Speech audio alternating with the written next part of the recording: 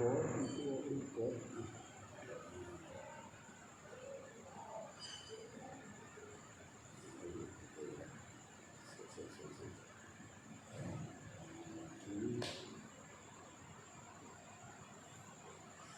kami ini pusihan amatiran.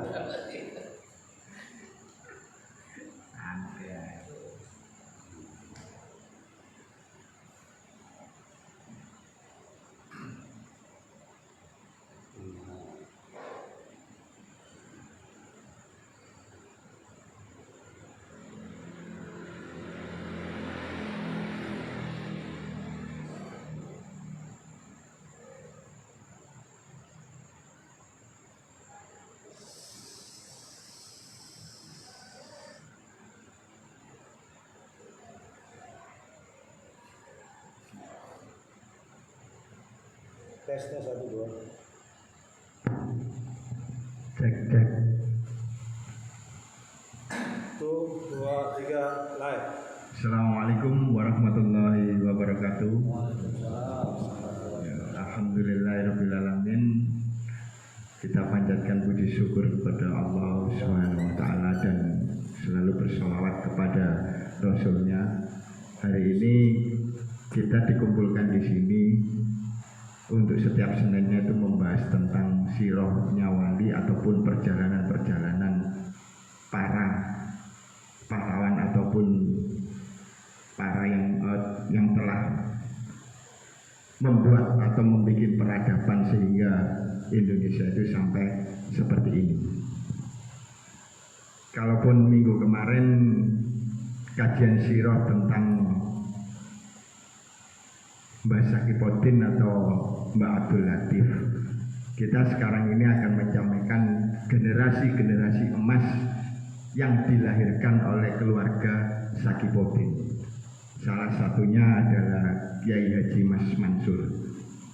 Jadi memang banyak yang menulis kisah tentang Kiai Haji Mas Mansur ini berdasarkan perspektif-perspektif ataupun secara primernya itu bisa dari kajian buku atau dari kajian-kajian memang itu secara folklore. Ini akan disampaikan oleh cucu beliau sendiri. Memang ini sudah turun-temurun, cerita itu ada mulai dari lahirnya Kiai Haji Mas Mansur sampai hingga beliau wafat. Ya mungkin kita sudah mendengar sendiri bahwa sejarahnya tentang Kiai Haji Mas Mansur ini adalah seorang intelektual muda pada waktu itu.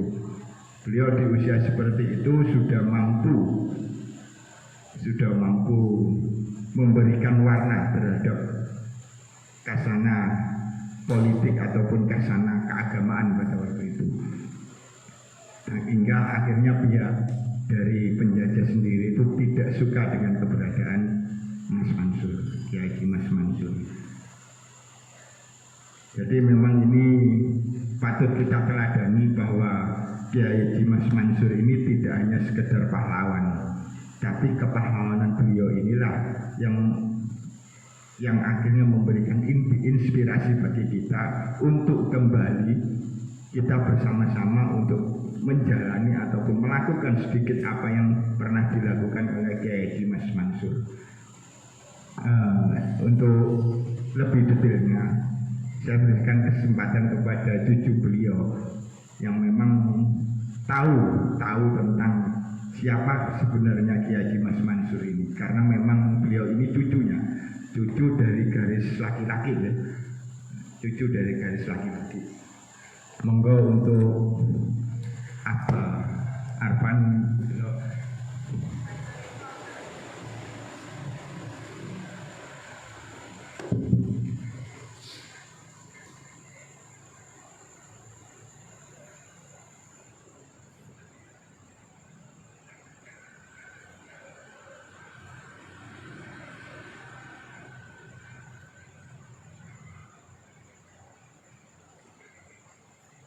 Baik, bismillahirrahmanirrahim. Assalamualaikum warahmatullahi wabarakatuh. Alhamdulillahirabbil alamin. Wa bihi nasta'in wa la umuri dunya waddin.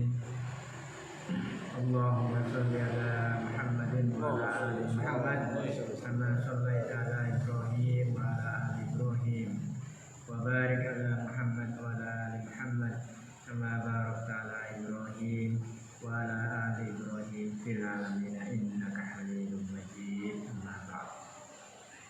Para dulur sedaya, alhamdulillah di malam ini kita bisa berkumpul. Ada beberapa partisipan di Zoom, ada juga yang sedang menikmati live di Facebook. Semuanya tentunya ini ada juga jamaah di Langgar Gipo setelah Isya. Alhamdulillah kita harus selalu bersyukur pada Allah Subhanahu wa taala karena nikmat iman, nikmat Islam itu masih ada pada hati kita, ada pada akal kita, dan ada pula pada perbuatan kita sendiri. Ini harus kita syukuri di masa yang semacam ini. Ini semuanya adalah kehendak Allah, dulur. Jadi tidak ada yang mau seperti ini, tetapi alhamdulillah justru Langgar Gipo ini hidup dalam keadaan seperti ini, gitu ya. Jadi kita tidak pernah menyangka bahwa dulu waktu belum pandemi tak urip di Langgar ini. Justru pandemi urip. Nah, ini kan sesuatu yang Allah Ta'ala sudah rencanakan untuk dulur-dulur Gipo sekalian. Baik.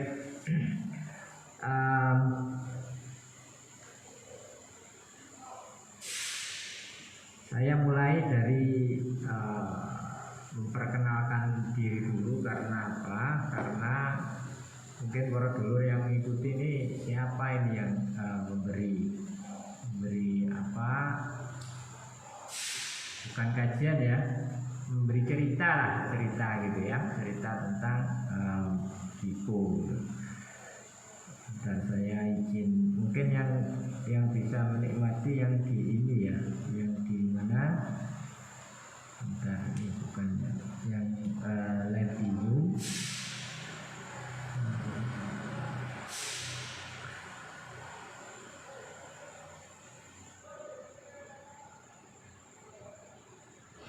Jadi saya kalau tidak salah saya lupa ya Mas Faisal ya Yunus itu ke rumah, kemudian mengutarakan jadwalnya itu siroh sebagai Mas Mansur. Hanya sebenarnya saya juga tidak begitu pantas lah menceritakan, karena memang latar belakang saya terlepas dari saya cucu dari Mas Mansur, tetapi selama ini saya kajian ya, ilmu mungkin ya, pengetahuan tentang di keluarga besar kami Kiai Mas Mansur itu dipanggil Mbah Yung.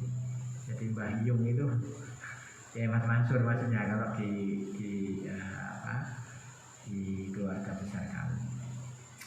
Nah ini kebetulan nih Mas Faisal yang nulis ini. Waduh, saya rasanya berat ini, gelarnya diisi semua gitu. Jadi aduh ini opo ini gitu ya. Dan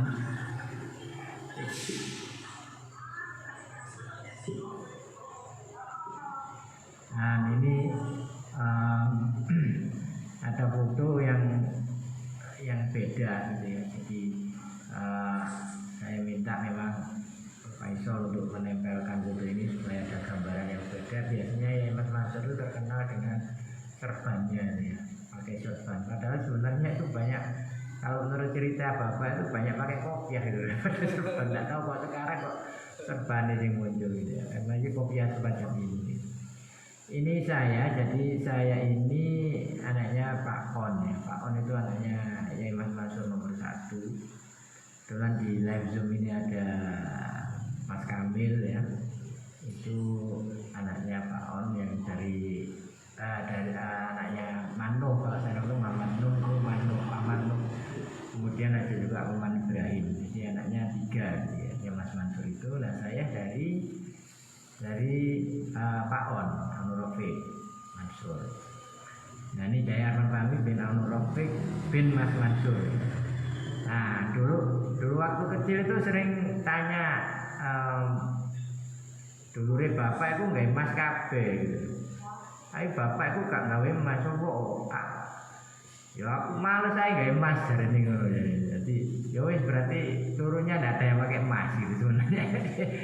Kalau bapak pakai emas ya tentunya saya taruh emas gitu ya. Jadi kalau sudah foto sampai di bapak Manu Man Ibrahim itu tidak pakai emas ya. Jadi turunnya ke bawah sudah tidak menggunakan emas langsung gitu ya. Saya lahir sebenarnya itu 1971. Jadi sekarang pas ya 50 tahun. Artinya 1971 itu ya belum banyak ya yang bisa saya ketahui. Kemudian bapak meninggal itu tahun 1978. Sebentar, ini kok ada yang bocor ya. Bentar.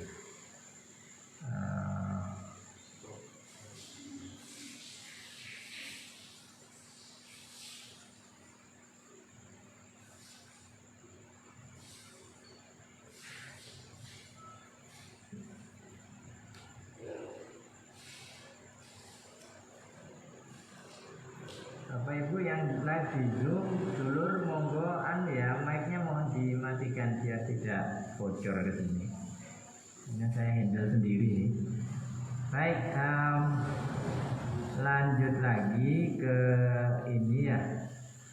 Kemana sejarah saya.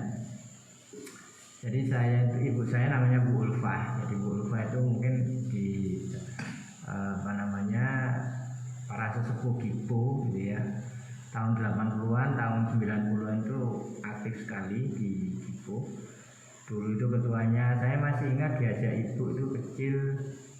Ketuanya masih di Perak itu siapa? Pak Sugiono atau siapa namanya ya? Saya lupa ya. Ada yang di ikan Tanjung atau ikan itu ketua Gipo. Kemudian nah pendidikan saya ini SD-nya itu sampai 3 lokasi. Jadi saya itu di mana di SD Islam Bida Surabaya, kemudian kelas 1, kelas 2, kelas 3 saya pindah di Al Irsyad Surabaya. Kemudian kelas 3, kelas 4 di Al Irsyad, kelas 5, 6 itu saya di SD Negeri Tarasuka Juara Buni, Sulawesi Selatan. Jadi kenapa bisa di sana? Karena waktu itu saya ditawari mungkin kenal bapaknya Ridwan Hisham. Ridwan Hisham itu ya pengurus Golkar ya tentunya ya. Bapaknya itu ada yang namanya Pak Hashim, ada Pak Hashim itu pamannya, Pak Hisham itu bapaknya. Nah ditawari ada teman yang punya pondok di 77 Juara Buni. Nah pondok itu namanya Majelis Qura wal Hufaz ya. Sekarang namanya Darul Hufaz ya, yang sistemnya modern kayak motor, jadi model KMI. Yang mempelopori itu adalah Ustadz Bahtiar Nasir. Jadi Ustadz Bahtiar Nasir yang kita kenal itu ketika selesai di Gontor, kemudian pengabdian itu di pondok ini tahun 1989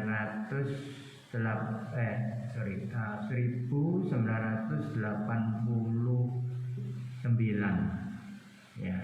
Jadi maka dari hanya sekedar pondok tahfiz gitu berubah menjadi KMI pondok itu. Alhamdulillah 2 tahun yang lalu saya berkesempatan setelah 30 tahun lebih itu balik lagi ke pondok untuk melihat perkembangannya. Setelah dari situ saya ke Madrasah Sanawiyah Mujahidin, ke Madrasah Aliyah Mujahidin. Ini perlu saya sampaikan karena nanti dulur nyoko ini yang memberi anukan ini ilmu agamanya tinggi enggak gitu. Jadi biasa saja gitu. Jadi ilmu agamanya itu setingkat aliyah, karena setelah aliyah saya ini belajar umum, malah belajar sastra Inggris gitu ya. Jadi meneruskan sastra Inggris di UNER, kemudian saya ada kesempatan beberapa waktu di Belanda itu ya untuk menuntut ilmu ya sesuai dengan bidang saya. Kemudian saya mengambil S2 bahasa Inggris di Malang, S3-nya juga di Malang. Nah sekarang ini saya diberi amanah oleh UTS karena saya sehari-hari dosen di UTS Surabaya, itu menjadi kepala departemen studi pembangunan.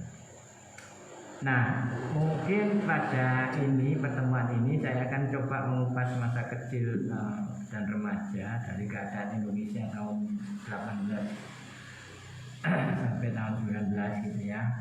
Kelahiran Mas Mansur, pendidikannya, pertemanannya dan pergumulannya ini sangat penting.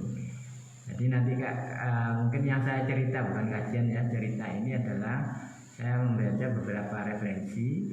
Nah, referensi ini coba saya pilih. Saya mengutamakan referensi yang berbasis skripsi, tesis atau disertasi. Kenapa itu? Karena referensi itu ditulis dengan penelitian, kemudian dipertahankan di sidang. Nah, itu ya. Jadi kalau dari sekedar buku, orang itu kalau nulis buku tidak ada yang uji benar atau salahnya. Tapi kalau skripsi, tesis, disertasi itu pasti akan diuji dosen pengujinya, kemudian diuji juga oleh dosen penguji dari luar kalau disertasi itu. Jadi lebih meyakinkan begitu ya. Saya akhiri stop screen saya, Bapak Ibu. Ye, monggo yang ikut di Zoom mohon anunya di mic-nya di mute ya, biar suaranya tidak masuk. Baik, dulur sekalian, pertama kali saya akan mencoba melihat seperti tadi bahwa bagaimana sih keadaan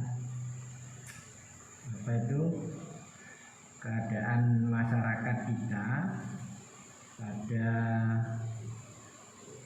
tahun 18 sekian gitu ya.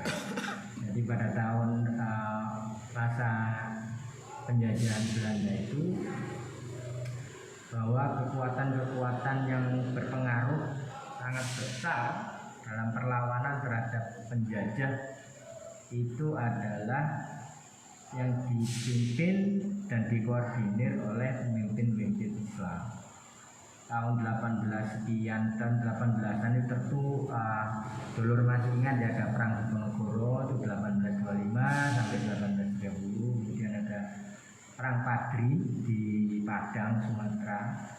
Itu juga para pemimpinnya adalah pemimpin Muslim 1921, 1938. Kemudian ada perang di Aceh.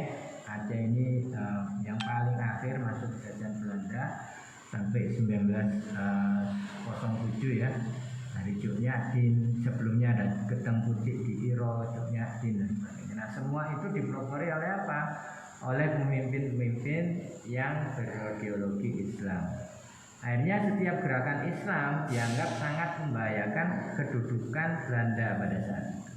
Karena apa? Setiap pemberontakan itu pasti yang menginisiasi, yang memulai, yang memimpin, yang menggerakkan itu adalah pemimpin Islam. Sehingga para Belanda itu sebagai penjajah terus saja menganggap ya, jadi memberi stigma ya, memberi cap gitu bahwa Islam ini ya, kalau lihat film-film Belanda, Islam itu ekstremis gitu ya, ekstremis Islam ya, orang-orang yang ekstrim.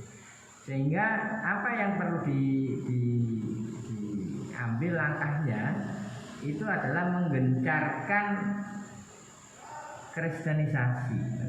Jadi westernisasi dan kristenisasi melalui budaya itu digencarkan. Untuk apa? Untuk melawan secara budaya. Jadi pemerintah kolonial waktu itu mengembangkan kebudayaan Barat sehingga orang Indonesia mau menerima kebudayaan Barat sebagai kebudayaan sendiri tanpa mengesampingkan kebudayaan asli.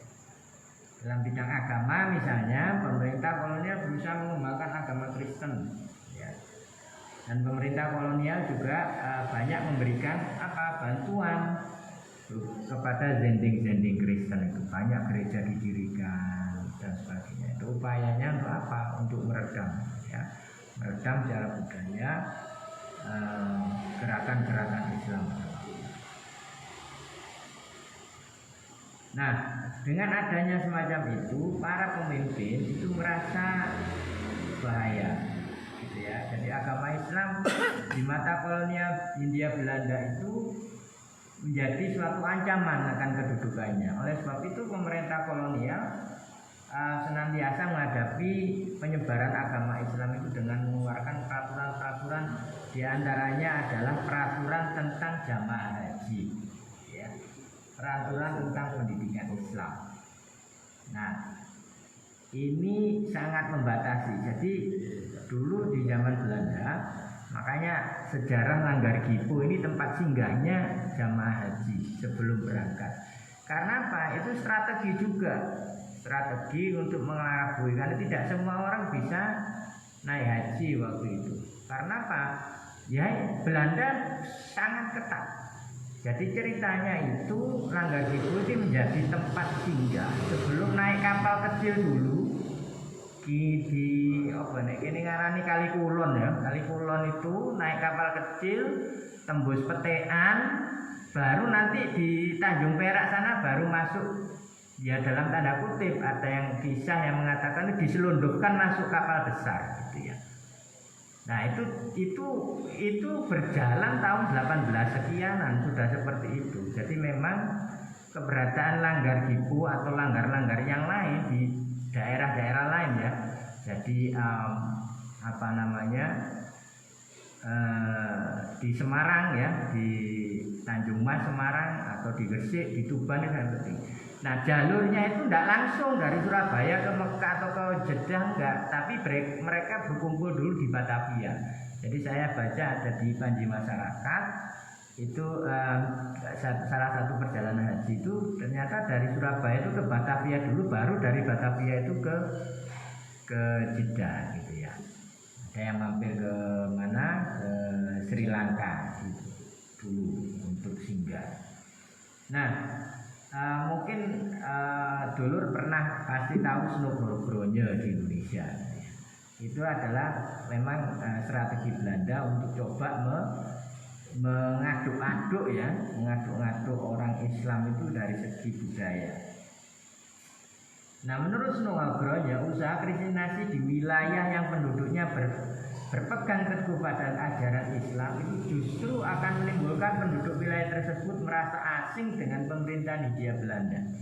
Jadi ini kesaksian Snogorogronje bahwa kalau suatu daerah itu Islamnya sudah kuat, itu maka akan sulit menerima pengaruh-pengaruh Belanda. Nah sekarang bisa kita lihat di sejarahnya. Selanjutnya para dulur sekalian, ini ada satu tulisan ya yang nulis Hussein Haikal, Dinamika Muhammadiyah menuju Indonesia Baru di Jurnal Pendidikan dan Kebudayaan. Ini mengutip bahwa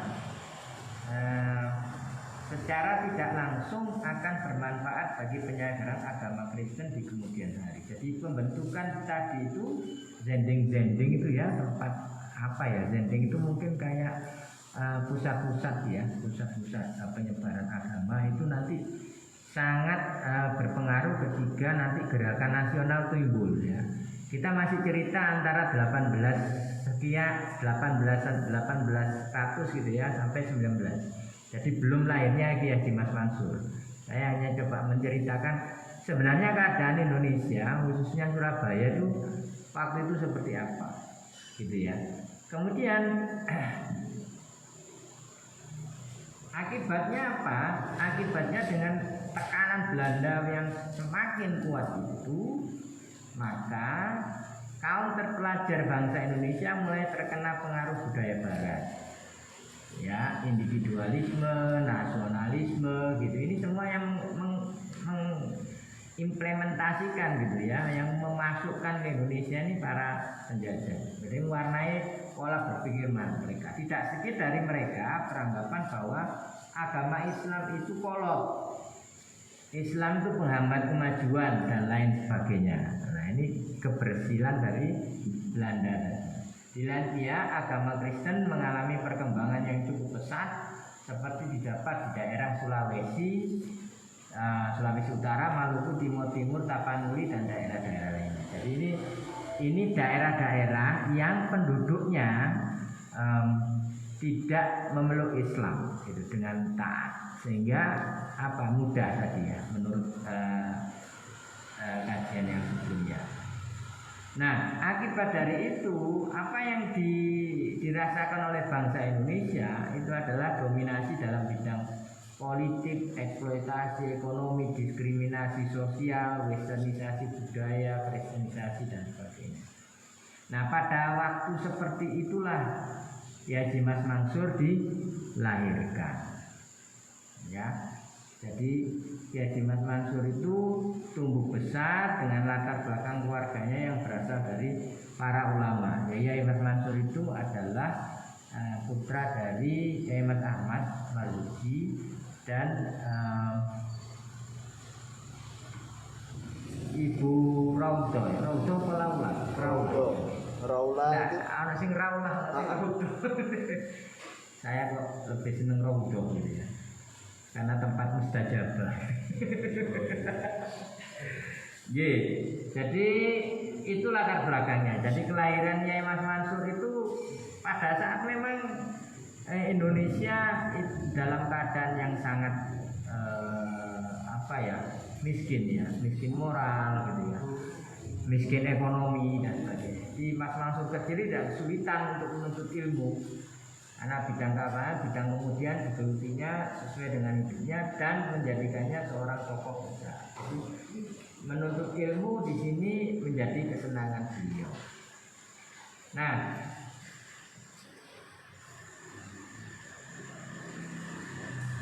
pada saat itu, dulur Kipo sekalian, pemikirannya para politikus waktu itu sudah banyak teriak, ya, sudah banyak para cendekiawan muda yang menuntut ilmu. Jadi Kiai Mas Mansur itu dilahirkan tahun 1896, tanggalnya 25 Juni, ya, di Surabaya, tepatnya di Kampung Sawan. Nah, di Kampung Sawan ini ada literatur. Ini saya ambil dari Muhammad Yunus Ali dan kawan-kawan.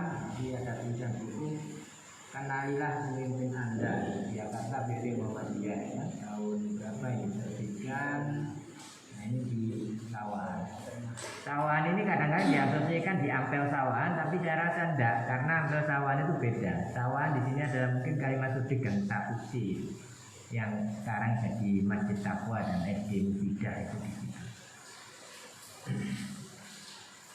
Tahunnya dulur itu 1896, jadi sudah mendekati 900 ya, sudah mendekati 900 sekian. Nah, dari keluarga pesantren Sidosermo, ini banyak sekali yang menulis ini. Jadi Sidosermo, Wonokromo, Surabaya, ia adalah keturunan Sagipodin yang terkenal kaya raya. Ini banyak sekali literatur yang menulis ini sehingga sah gitu ya. Jadi memang benar-benar Sagipodin. Jadi Sagipudin gitu ya, Sagipudin gitu Bapak. Ini jaluk Kipo gitu ya, ini Sagipudin. Nah, ayah Mas Mansur itu adalah bernama Mas Ahmad Marzuki. Ya, Mas Marzuki ini adalah satu tokoh yang berpengaruh waktu itu di Jawa Timur. Ia berasal dari kalangan bangsawan Asta Tinggi Sumeneb Madura. Mas Ahmad Marzuki ini berasal dari Madura. Masa hidupnya ya dikenal sebagai imam tetap dan khotib di Masjid Agung Ampel Surabaya. Ya, jadi ini juga Bapak Ibu ini ada sumbernya. Jadi saya hati-hati. Ini Kiai Mas Mansur biografi dan pemikirannya terbit tahun 95, skripsi dari UIN-nya bukan Surabaya sayangnya, UIN Sunan Kalijogo Yogyakarta. Nah ini berarti makanya saya tadi itu coba mengutip-kutip ini dari skripsi, disertasi atau tesis, jadi supaya nanti bisa dirunut. Siapa sih ngomongin lah ini loh, ini ada sudah kajiannya. Jadi bentar, mau izin minum dulu gitu. Ini kalau yang di Langgar ini tahu, tapi kalau yang Zoom ini tidak tahu. Jadi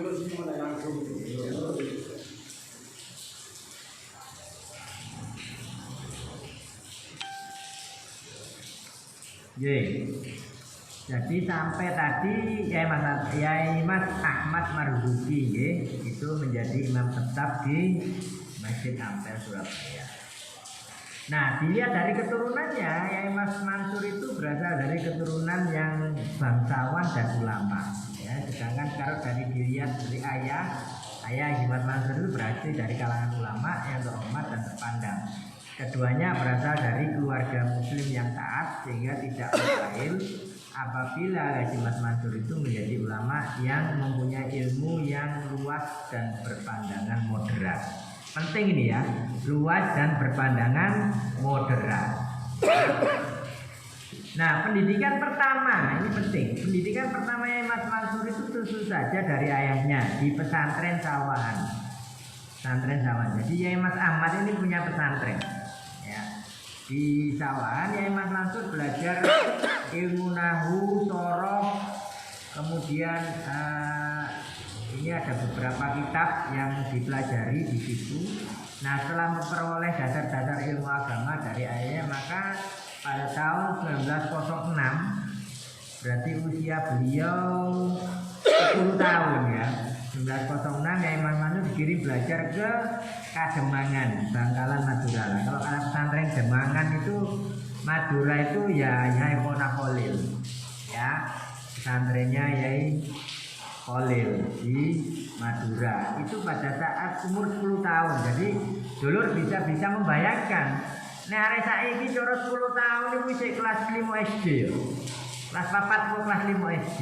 Nah, itu Yai Mas Mansur sudah dikirim oleh Yai Ahmad Marzuki untuk belajar ke Madura. Ya. Nah, pada 2 tahun setelah belajar di sana, Yai Mas Mansur pergi belajar ke Mekah. Jadi 1908. Berarti umurnya berapa dulur? 12 tahun, lulus SD.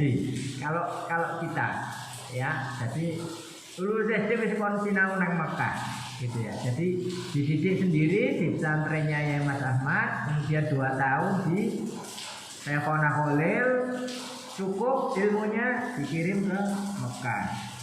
Nah, ini dengan perjuangan yang sangat ketat karena banyaknya pembatasan-pembatasan dari kolonial Belanda. Ya, jadi memang sekarang itu kalau haji enak ya, di luar pandemi ya, haji atau umroh itu kan apalagi umroh ya. Tapi dulu tidak semudah sekarang. Jadi harus ya benar-benar diperketat itu tadi. Nah, ini yang menjadi catatan juga, rombongannya Yai Mas Mansur ke Mekah itu bersama dengan Yai Haji Muhammad dan Yai Haji Wahab Hasbullah. Ini yang jarang orang tahu ini. Jadi memang ya di akhirnya Yai Mas Mansur itu terkenal karena beliau sempat memimpin Muhammadiyah ya tahun 36 sampai 42, lupa saya. Nanti ada. Nah, sehingga kajian-kajian di Muhammadiyah sangat intens gitu ya. Termasuk di Universitas Muhammadiyah Surabaya itu ada pusat studi Haji Mas Mansur. Jadi buka pusat studi sendiri ya Mas Mansur. Tetapi mungkin terus banyak yang dipertentangkan antara ya Mas Mansur dengan Nahdlatul Ulama gitu ya.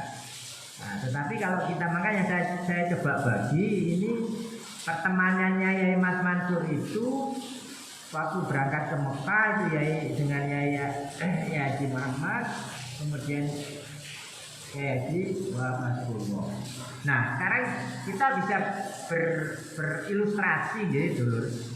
Kalau kita pergi misalnya dengan rombongan itu pasti ngobrol kan gitu ya, pasti ngobrol tukar pikiran, debat dan sebagainya. Dan itu dialami sepanjang jalan itu sampai di Mekah.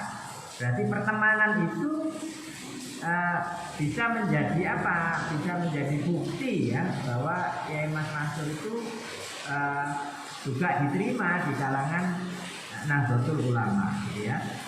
Nah, timbul pergerakan waktu itu ada semacam perang dunia pertama, bukan semacam ya, perang dunia pertama yang yang impactnya, yang itu akibatnya itu juga sampai ke tanah Hijaz, ya, ke Jazirah Arab. Sehingga para mahasiswa atau para siswa yang belajar di sana itu diperintahkan untuk menyingkir sementara dari Haramain. Nah, Yai Mas Mansur kemudian melanjutkan studinya ke Universitas Al-Azhar di Kairo. Setelah diterima di Universitas Al-Azhar Kairo, ia lalu memilih belajar di Fakultas Ad-Din, ilmu agama yang mempelajari ilmu-ilmu ubudiyah, siasiatul Islamiyah, yakni politik Islam gitu ya. Di Al-Azhar, Yai Mas Mansur tinggal bersama para siswa lainnya dari Melayu. Nah, jadi Melayu di sini termasuk Malaysia gitu. Tinggalnya namanya di Ru'al Al-Malayu, asrama mahasiswa Melayu. Selama jadi mahasiswa, Yai Mas Mansur pernah bertemu dan berdiskusi dengan Syekh Rashid Ridho. Nah, mungkin bagi dulur-dulur yang kenal Muhammad Abduh Muhammad Abduh itu gurunya Syekh Rashid Ridho. Jadi di Mesir sudah ketemu dalam tanda kutip ya gerakan Islam modern. Ya. Pada awal Agustus 1914 berarti usia Yai Mas Mansur itu 18 tahun. Ya, sudah kalau kita mungkin SMA kelas 12 gitu.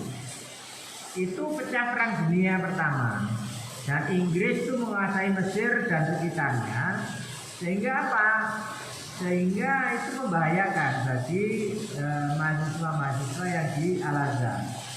Ya, Mas Mansur memutuskan untuk bertahan di Mesir karena alasan beliau ingin menuntut ilmu. Akan tetapi pada tahun 1915 beliau meninggalkan Kairo menuju Mekah lagi dengan harapan bisa terus melanjutkan pelajarannya. Namun situasi di kota suci itu tidak jauh berbeda dengan Kairo. Oleh karena itu maka tidak betah lagi karena mungkin keadaan chaos ya, dalam keadaan perang dunia kedua. Akhirnya kembalilah Yai Mas Mansur ke tanah Jawa pada tahun 1915. Jadi tadi cukup lama ya meninggalkan tanah air untuk belajar di Mekah dan di Mesir gitu ya. Nah, sekarang 1915 sampai di tanah Jawa lagi. Usianya berapa? Usianya 19 tahun. Nah, ini penting guys. Jadi dulu bisa membayangkan, dibayangkan arek saya ini lulus SMA ngono ya. Artinya yo si arek kapan ngono kan? Si arek kuliah gitu kan. Itu kembali ke tanah Jawa, sudah belajar di Mekah dan di Mesir. Nah, saya coba melihat tulisan yang lain. Setelah tiba di Indonesia 1915 itu, maka pembaranya mulai ya dari tanah Hijaz, jadi Yai Mas Mansur ke Mesir, kemudian pindah lagi ke Mekah, kemudian balik lagi ke sini dan kembali lagi ke Surabaya. Ya, 1915 itu Surabaya. Dalam suasana penuh hiruk-pikuk oleh semangat kebangsaan kaum revolusioner. Oke, kita coba geser ke pengetahuan. Ini ceritanya cerita apa ya? Nek dhisik iku ono mata pelajaran PSPB, ono mata pelajaran PMP dulu itu ya, yang sejarah ya. Oke. 1915 itu Muhammadiyah apa sudah lahir? Jawabannya sudah. Muhammadiyah itu lahir 1912 ya. Budi Utomo lahir 1908 gitu ya.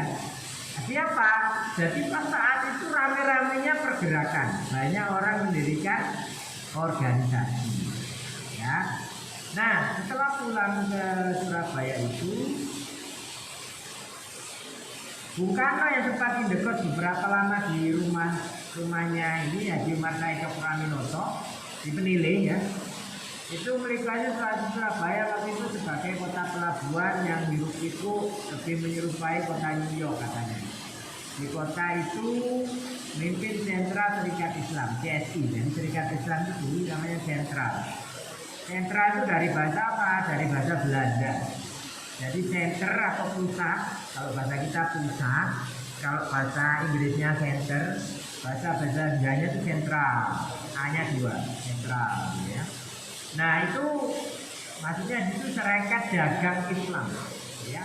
Nah dengan aksi-aksi radikalnya dalam suasana kota yang marak seperti Yai Mas Mansur memilih CSI sebagai bahan pengabdiannya di bidang politik. Jadi pertama ya Mas Mansur itu karena di mana? Di Mesir itu belajar Asia atau Islamnya, politik Islam. Nah ketika datang di Surabaya banyak sekali pergerakan semacam itu, maka beliau bergabung ke CSI. Tahun 1920, jadi sudah 5 tahun kemudian, bersama Pak Kiai Hisham dan Haji Ali yang sama pandangannya dengan Yai Mas Mansur, membentuk Ihya Sunnah. Setahun kemudian, tepatnya tanggal 17 April 2021, Ihya Sunnah mengadakan suatu pertemuan yang dihadiri oleh Yai Ahmad Dahlan. Nah, Yai Ahmad Dahlan ini pendiri sekaligus ketua PP Muhammadiyah yang pertama. Dalam pertemuan itu diputuskan bahwa Ihya Sunnah akan menjadi cabang Muhammadiyah beberapa hari kemudian. Nah, ada di sini satu surat kabar terbitan Belanda,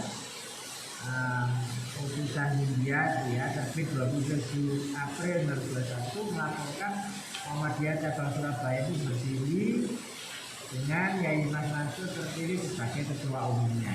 Jadi sebenarnya Muhammadiyah cabang Surabaya itu adalah jelmaan dari Ihya Sunnah. Nah kemudian Yai Mas Mansur ikut bergabung dengan Indonesia Studies Club yang didirikan di Surabaya tanggal 11 Juli 2024. Kelompok studi ini bertujuan untuk menggugah ya kaum pelajar supaya mempunyai kesadaran dan kewajiban. Pada tahun 1927 Partai Serikat Islam mengalami keretakan masalah koperasi non koperasi dan sebagainya. Ini lebih dari kajian politik. Bentar, ini ada bukti-bukti lagi yang coba saya rangkum ya dari beberapa tulisan tentang ini.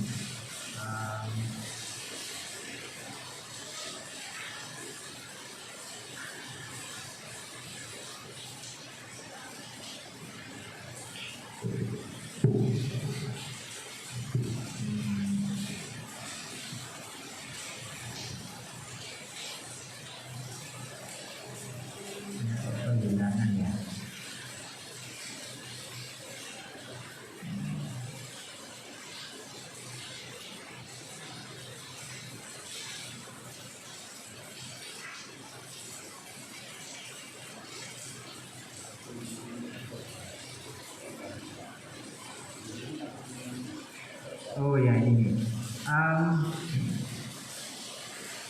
dari tadi sepulang dari tanah Haram gitu ya, dari Mekah, kemudian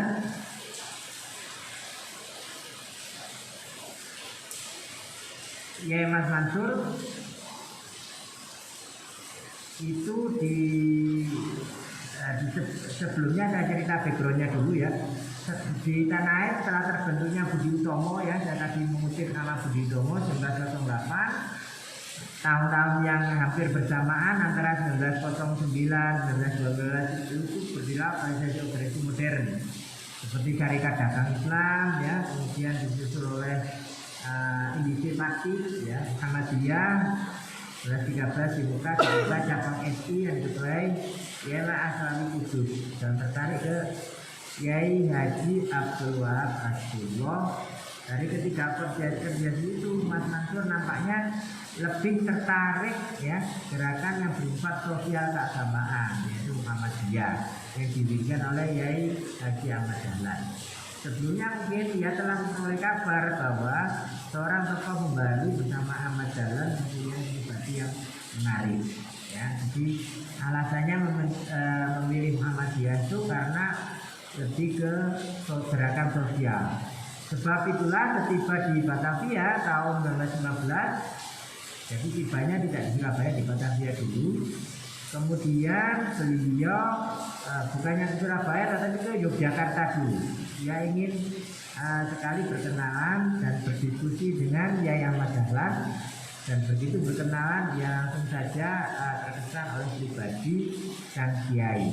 Ya, seperti dikatakannya sendiri, waktu itu saya datang kepada beliau dan memperkenalkan diri, baru saja berkenalan hati sudah tertarik, baru saja keluar kata lemah lembut dan sebagainya. Nah, ini ada kutipan dari Panji Masyarakat. Ya. Lalu di Surabaya tahun 1916 Man Mansur membentuk kelompok diskusi. Nah, ini kelompok diskusi. Namanya mungkin sama dengan dulu di Gang 3 ya. Dan kalau Kalimat Suding itu ada SD Taswir. Masih ingat? Taswirul Afkar. Ada yang kenal? Nah, Taswirul Afkar itu adalah bentukan dari teman-teman Yai Mas Mansur waktu di Mekah. Jadi bersama beberapa kiai muda seperti Yai Haji Abdul Wahab Abdullah dan Yai Haji Ahmad Dahlan Ahyad. Kelompok diskusi ini bertujuan ingin memajukan umat Islam, terutama kaum pemudanya, dengan memancing mereka untuk menambah pengetahuan melalui perdebatan perbedaan. Jadi pertemanan beliau dengan Yai Wahab Abdullah, Yai Haji Abdul Wahab Abdullah itu dari berangkat ke Mekah sampai di Mekah, pindah Mesir, balik Mekah lagi, sampai pulang Surabaya itu masih berteman, gitu ya. Artinya sangat dekat gitu loh. Jadi yang harus dulur-dulur Dipo sampaikan di mana saja itu jangan lihat organisasi besarnya. Oh ya Mas Mansur mau Muhammadiyah, jangan gitu. Kayak Wahab Bunga itu sama-sama pahlawan nasional ya sekarang. Wong NU, jangan gitu. Mereka itu jadi koncoan sampai umur 20 tahun masih berteman dan sama-sama mendirikan Taswirul Afkar. Ini ada sumbernya, gitu ya. Kemudian dari serangkaian diskusi itu timbullah gagasan untuk mendirikan sebuah madrasah yang bertujuan untuk membangkitkan semangat patriotisme dan nasionalisme yang dijiwai nilai-nilai Islam. Oleh karena itu madrasah itu dinamakan Nahdlatul Wathon, ya, kebangkitan tanah air, dengan susunan pengurus madrasah sebagai berikut. Madrasah itu terletak nih dulur Dipo pasti ono iki kawasan Gang Papat. Gang 626 ya.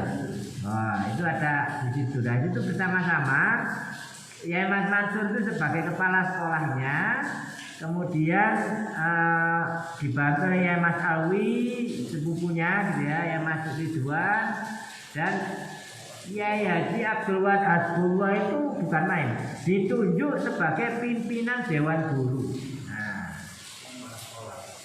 pimpinan Dewan Guru mana ya. Nah, itu dan Yai Haji Abdul Kahar sebagai direkturnya. Ini sudah ini yang harus kita sampaikan dulu ya. Artinya saya dulu punya wawasan, punya pengetahuan bahwa Yai Mas Mansur itu tidak hanya berkiprah di Muhammadiyah, tapi banyak juga mendirikan madrasah, bukan mendirikan ya, mempelopori gitu ya, bahkan dengan teman-teman yang akhirnya karena NU belum ada itu kan belum 1926 kan gitu ya, jadi NU belum ada, jadi mereka sebenarnya sudah menjalin hubungan. Nah, itu berarti kira-kira sampai tahun 1920 ya.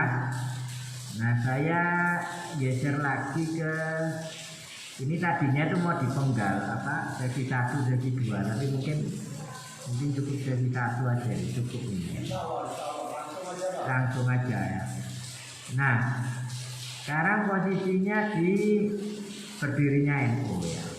NU itu semua sudah mampu, militansinya sangat kuat sekali 1926.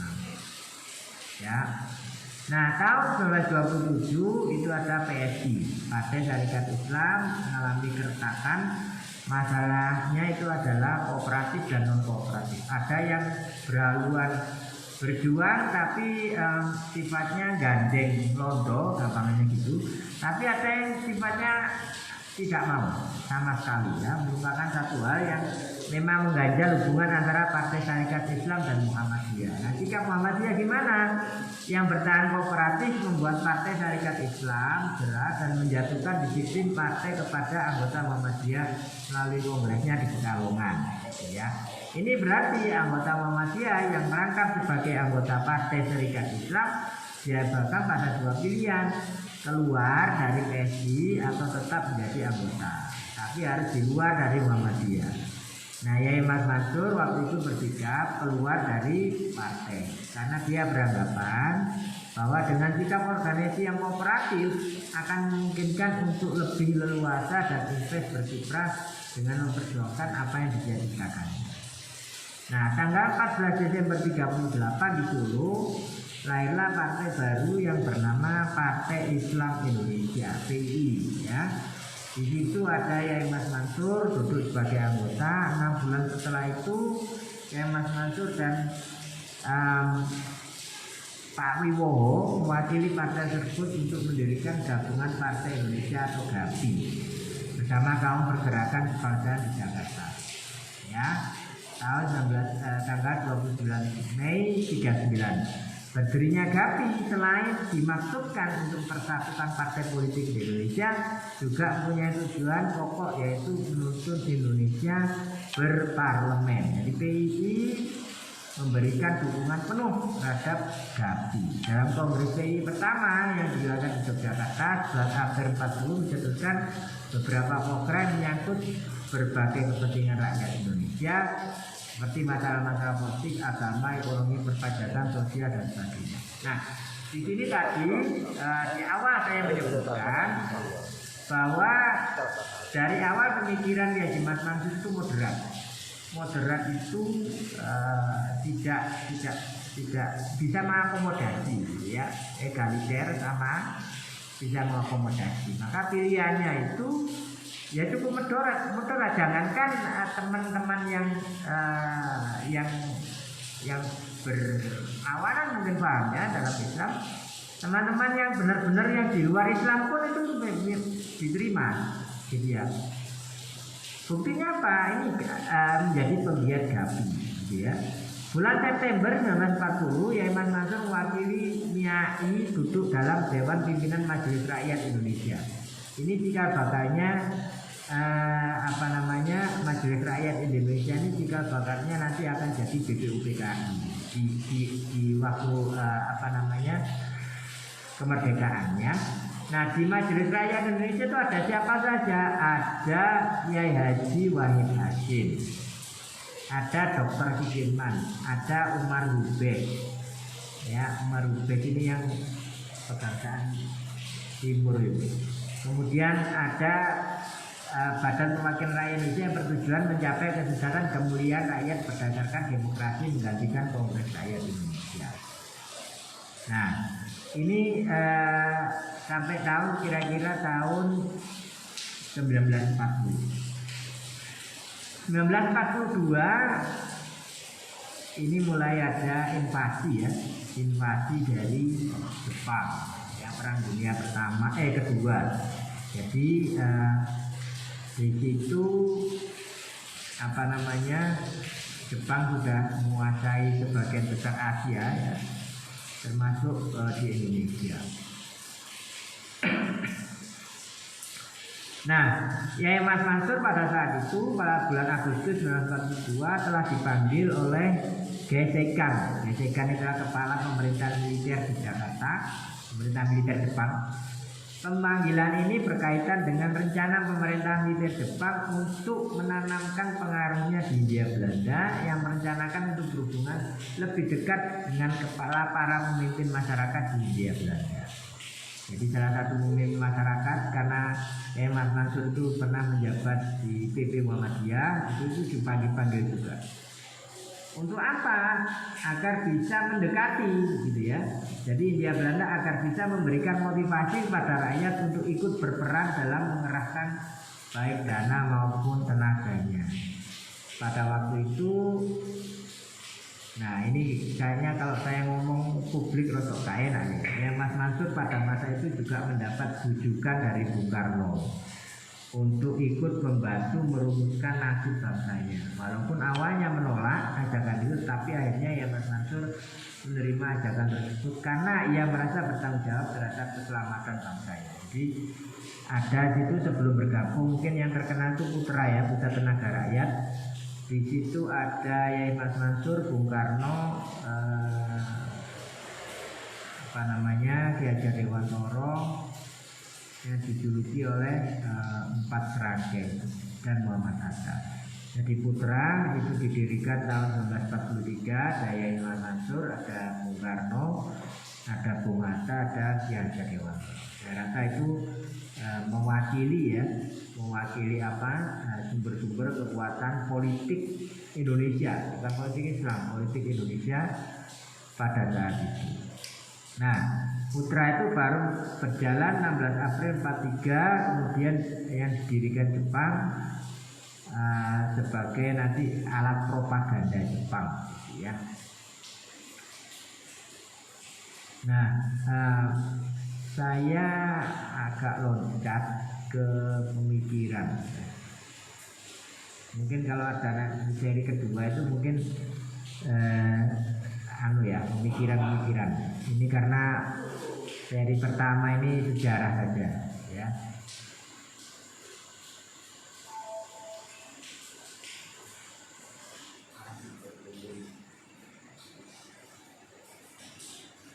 Ya, jadi ada 3 mungkin ya. Nanti elaborasinya kalau mau disetting kedua nggak apa-apa ya. Karena kalau saya paksa kayaknya materinya nggak cukup gitu ya. Saya kumpulkan dari mana-mana. Jadi apa yang bisa kita ambil hikmah dari Yai Mas Mansur itu pertama adalah moderasi. Ya, kemarin tuh saya diundang ini silabus mata kuliah agama Islam itu mau dimasukkan satu topik namanya anti radikalisme. Kok sawani sawangar anti radikalisme. Akhirnya kita berjuang topiknya gak usah kok ngono koyo opo ae. Akhirnya kita ganti topiknya moderasi. Ya, membentuk generasi yang moderat. Moderat itu apa? Ya posisinya di tengah. Nggak mau bisa menerima keadaan sesuai. Jadi kita menghilangkan kata radikalisme. Itu yang pertama. Dari Yai Mas Mansur itu sangat moderat. Yang kedua, Yai Mas Mansur itu senang belajar. Buktinya apa? Dalam keadaan perang itu beliau masih kepingin tinggal di Mesir. Padahal perang dunia pertama berkecamuk. Masih dari Mesir nggak mau pulang, masih pingin ke Mekah lagi. Itu di usia-usia SMA. Jadi dulur bisa, mungkin anak saya sudah ada yang punya SMA. Dengan dalam usia SMA itu sudah punya motivasi belajar yang tinggi. Itu yang bisa kita ambil. Kemudian yang ketiga itu adalah yang penting itu adalah bahasa Inggris itu open minded. Jadi pikirannya terbuka. Dengan siapapun bisa berdiskusi, sharing pendapat dan sebagainya. Jadi itu saya rasa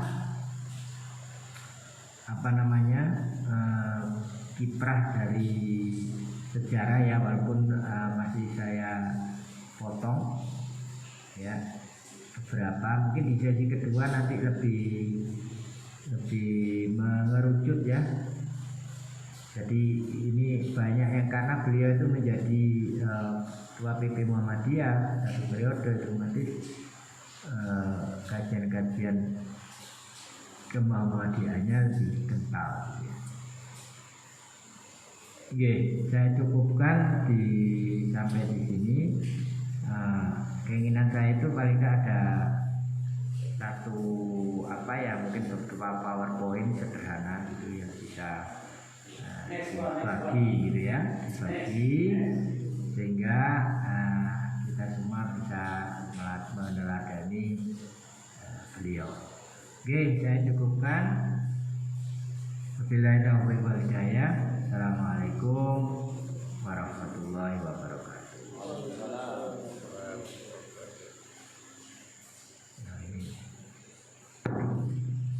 Ya, terima kasih kepada Pak Fahmi sampun nyampaikan tentang proses tentang pergerakan sejarah di mana pra lahirnya Kiai Haji Mas Mansur, setelah adanya Kiai Haji Mas Mansur sampai beliaunya dewasa dan beliau mewarnai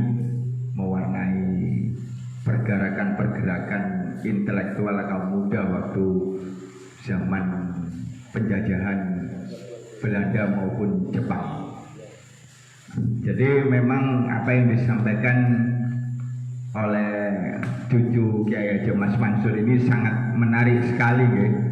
Jadi apa yang dimaksud dengan moderat ataupun tujuan-tujuan bahwasannya Kiai Haji Mas Mansur itu berpihak pada Belanda, ternyata dari cerita keluarga sendiri pun ada hal-hal tertentu di mana itu bagaimana Kiai Haji Mas Mansur ini berjuang dengan jalannya sendiri sesuai dengan keyakinan beliau, bahwasannya kemoderatan beliau ini menginspirasi kita bagaimana caranya kita menerima pendapat orang lain ataupun mampu berdialog ataupun bermusyawarah seperti itu. Jadi tidak harus kita itu gontok-gontokan. Nah, kalau kemarin saya upload share tentang 3 jenis setan. Nah, setan ini wonten sing wedi disawat kursi kali ayat kursi. Wonten sing setan niki wonten wedi kali kursi. Lah sing jenis setan yang ketiga inilah yang sangat miris sekali, setan sing rebutan kursi.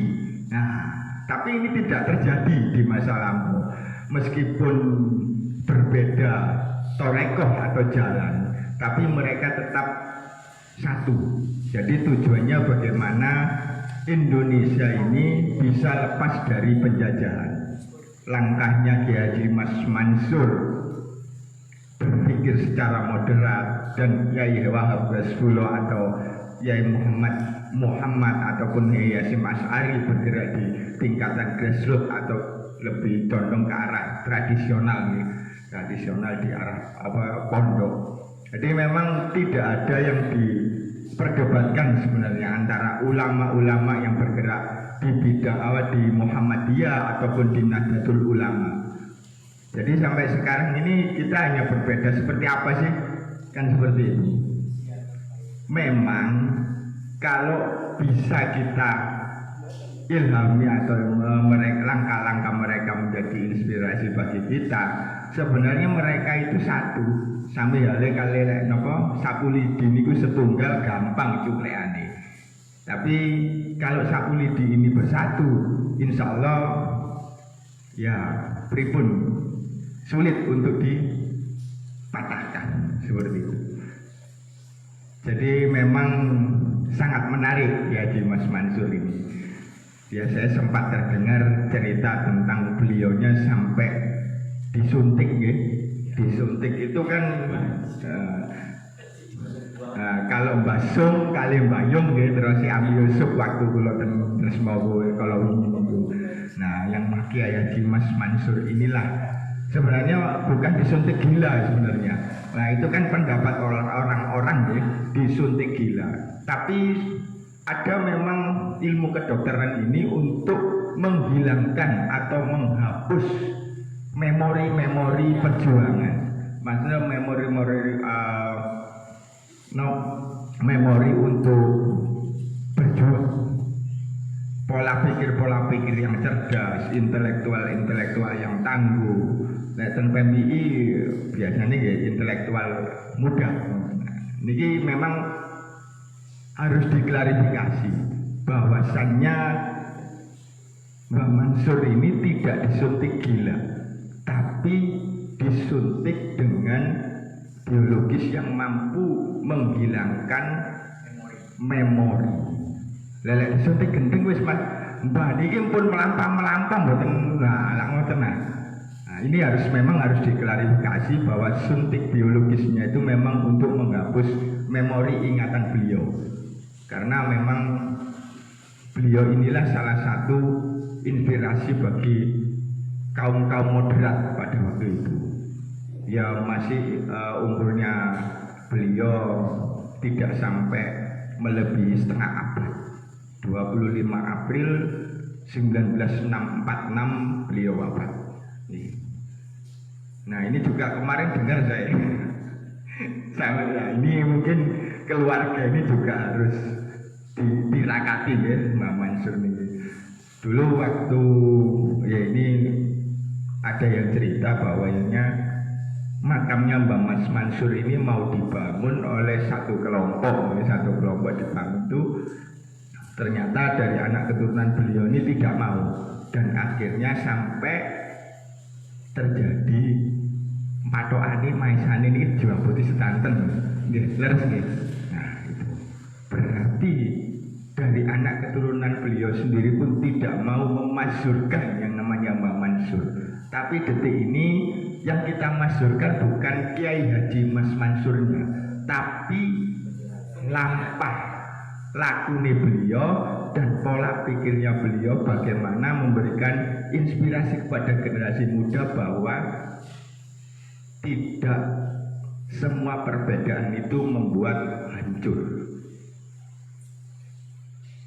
Ya mungkin apakah nanti ini kemudian disambung untuk episode kedua atau tidak niki kula serahkan. Kalaupun nah jadi ini tadi kan cerita tentang sekilas sejarah perjalanan Mas Mansur mulai kecil sampai beliau mewarnai pergerakan perjuangan ya. Tapi untuk episode berikutnya tentang Kiai Haji Mas Mansur ini lebih difokuskan pada pola pikir beliau, bagaimana cara beliau bergerak dalam berjuang, bukan hanya perjuangan tapi juga menata santri.